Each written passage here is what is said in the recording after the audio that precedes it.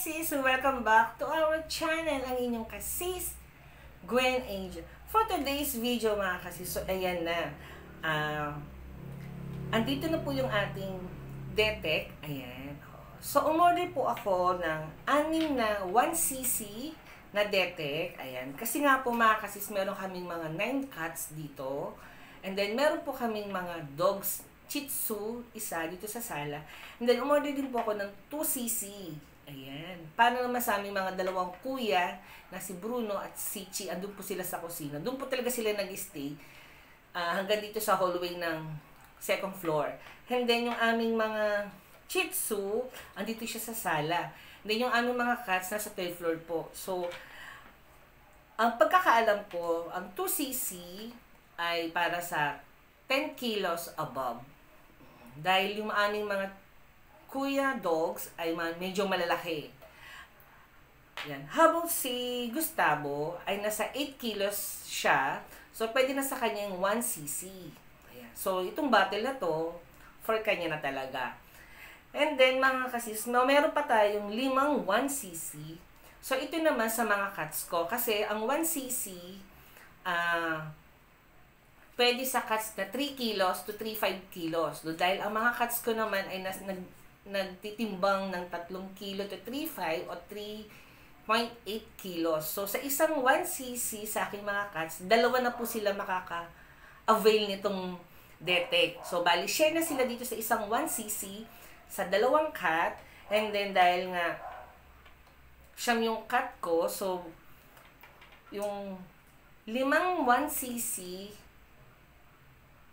siyam na cat ang mapagbibigyan. Oo. And then mga kasisa, gagawin po natin yun ng video. So, after nitong video na to, aakyat po kami sa third floor and then, lalagyan po natin sila ng DETEC. Kaya nakaredan po yung aking syringe. Ayan. So, buti na lang, meron akong extra syringe dito. So, i-apply natin sa kanila, sa aking mga dogs and cats, after po nilang kumain. Habang kasi yung dalawang kuya dogs ay kumain na. Habang yung mga cats is ngayon pa lang sila kumakain. So, after ng video natin, akat po tayo doon and then, a-apply natin itong DETEC sa aking mga cats.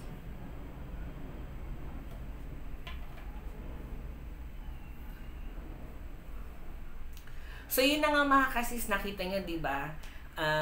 In-apply na natin yung DETEC sa kanila. So, yung consume naman ito is for 3 months. Pero by next year, January, applyin ko ulit sila ng DETEC para hindi sila mabahayan ng garapata. Although, meron naman talaga akong ginagamit na isa pang brand. Trinay ko lang naman. Pero yung unang ginamit ko talaga is DETEC. So, parang 3 times o 4 times ako gumamit ito. Pero yung isang brand na yon ay ginamit ko o tinesting ko. So, makalipas ng 1 buwan pa lang, may nakita na kagad kami sa mga dogs namin na meron na kagad garapata. So, nag-worry ako kasi yung isang Shih Tzu ko, nakunan ko ng maliit lang, parang pulgas bang tawag doon.